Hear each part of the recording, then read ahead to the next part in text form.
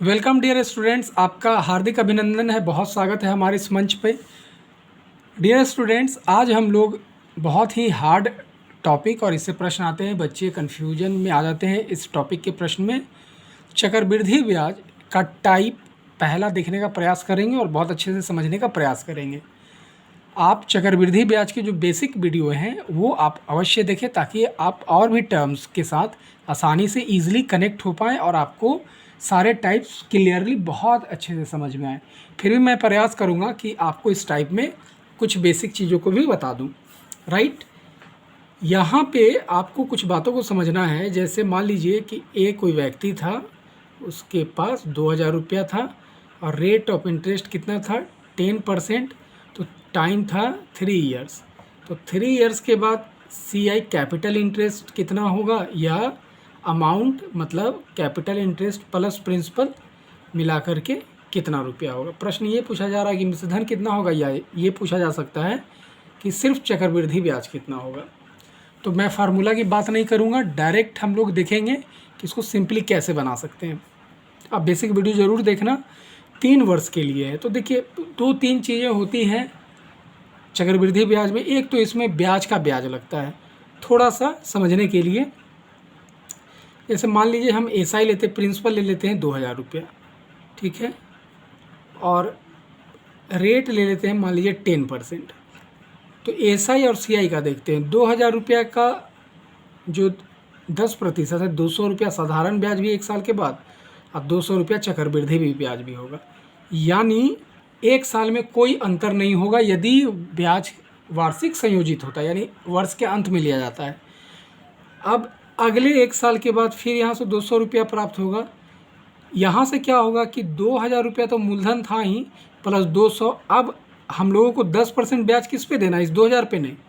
साधारण ब्याज में हर साल आपको मूलधन पे ब्याज देना है, और यहाँ पे कंपाउंड होते चला जाएगा मूलधन। जैसे 2000 रुपया था, 1 साल के बाद ये 2000 प्लस 200, अब नया मूलधन अगले साल के लिए, अगले वर्ष के लिए बन गया 2200। अब 2200 का 10%, यानी आपको 220 रुपये देने हैं। तो आप क्या देख रहे हैं, अंतर हो गया। अब अगले साल यहाँ फिर से 200 रुपया ही होगा, लेकिन यहाँ आपका क्या बन जाएगा, 2200 प्लस 220, 2420 रुपया आपका क्या बनेगा, मूलधन।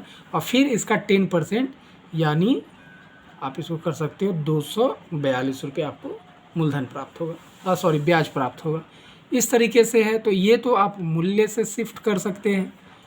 दूसरा इसका तरीका है कि भाई 2000 रुपया जो मूलधन था उसका पहले साल कितना परसेंट मिला। चूँकि मिश्रधन पूछ रहा है 110%, अब ये बन गया 2000 का 110%।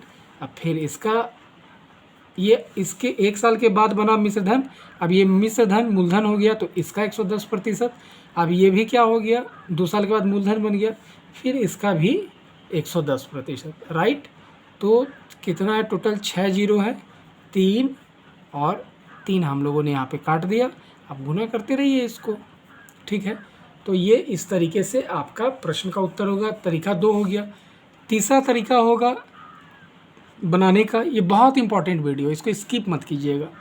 तीसरा तरीका क्या होगा कि या तो आप रेट से जाइए, या फिर प्राइस जो उसका मूल्य है वैल्यू से जाइए। चलिए वैल्यू से देखते हैं। 1 साल, 2 साल, 3 साल, ठीक है। पहले साल कितना प्रतिशत मिला, 10%। तो 2000 का 10% कितना होगा, 200 रुपया। दूसरे साल भी 200, तीसरे साल भी 200। ऐसे हम लोगों को कर लेना है। जितना परसेंट पूछा और जितने साल के लिए पूछा उतना परसेंट लगा दिया हमने।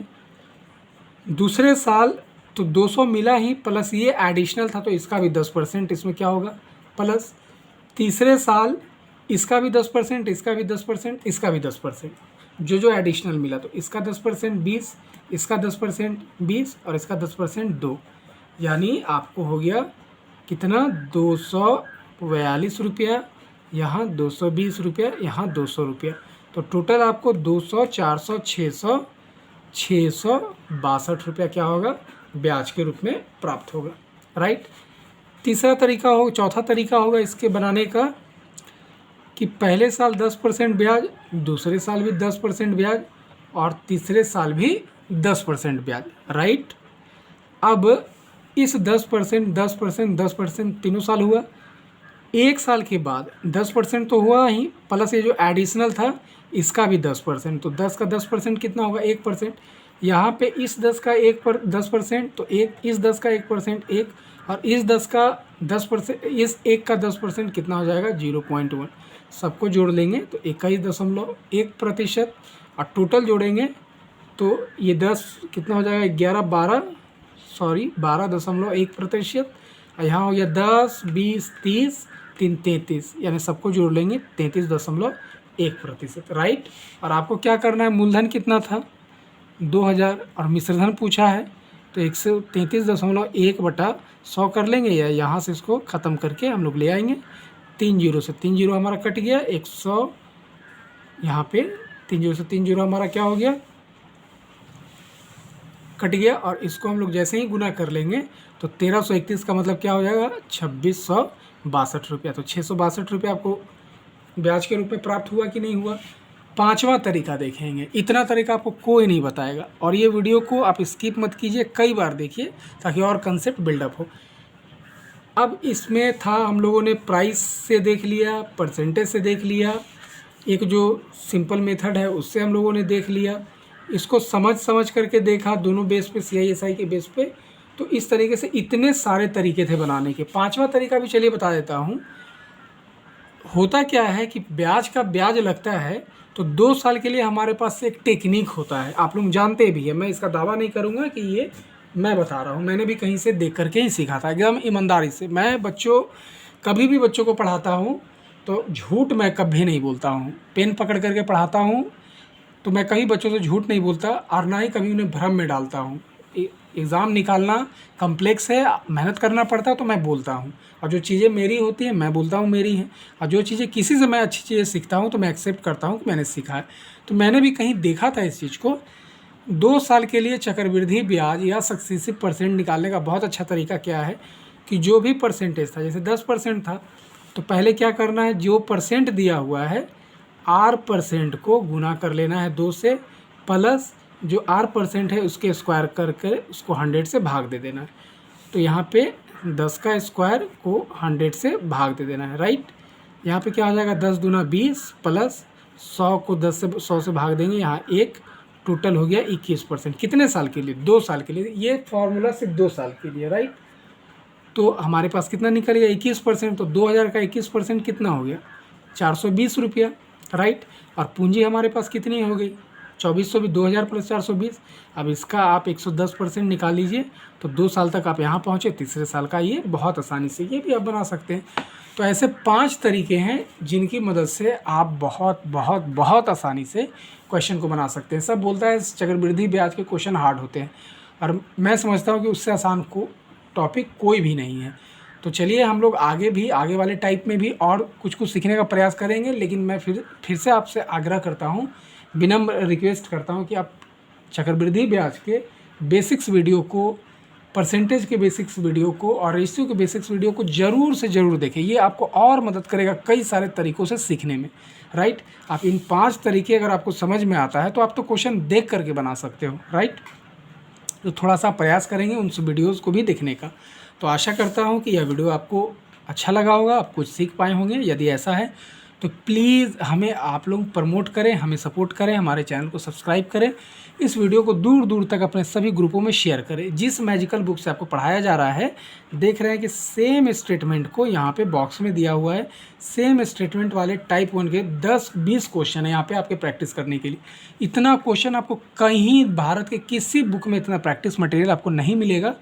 6000 से अधिक क्वेश्चन है जो किसी भी एग्ज़ाम के 60% सिलेबस को भी कवर करता है। सेम डेटा पे क्वेश्चन आपको आएगा इस बुक से। तो इसको खरीदने के लिए और हमसे व्हाट्सएप ग्रुप में जुड़ने के लिए आप इस वीडियो के डिस्क्रिप्शन बॉक्स को चेक करें। कोई भी सुझाव, शिकायत, क्वेश्चन, क्वेरी हो तो आप हमें कमेंट बॉक्स में लिख करके बता सकते हैं। शुभकामना देने से पहले मैं आपसे फिर से आग्रह करूँगा, निवेदन करूँगा कि आप निश्चित रूप से इस बुक को ज़रूर खरीदें। इस बुक को पढ़ करके, इस बुक से प्रैक्टिस करके आप बहुत सारी चीज़ों को सीख पाएंगे। आप देख रहे हैं यहाँ, आप जैसे ही बुक को खरीदते हैं तो आपको जगह है, पेंसिल से क्या करना है, आपको इन खाली जगहों में कॉन्सेप्ट को सीखना है और उसके बाद यहाँ पे जो क्वेश्चन है उसको कॉन्सेप्ट के आधार पे बिना पेन उठाए सिर्फ बॉक्स में भरते जाना है। सोचो आप कितने फास्ट हो जाएंगे। यदि मान लो आपने 5 मिनट में भी 20 क्वेश्चन बना लिया, 5 मिनट का मतलब कितना हुआ, 300 सेकंड में आपने 20 क्वेश्चन बनाया। इसका मतलब आप 15 सेकंड में चक्रवृद्धि ब्याज जैसे कम्प्लेक्स टॉपिक के एक क्वेश्चन को बना पा रहे हैं। तो बहुत अच्छी बात होगी और आपके लिए बहुत फ़ायदेमंद होगा। तो आशा करता हूँ कि आपको चीज़ें समझ में आ रही होंगी और प्लीज़ हमें सपोर्ट करें। बहुत बहुत धन्यवाद।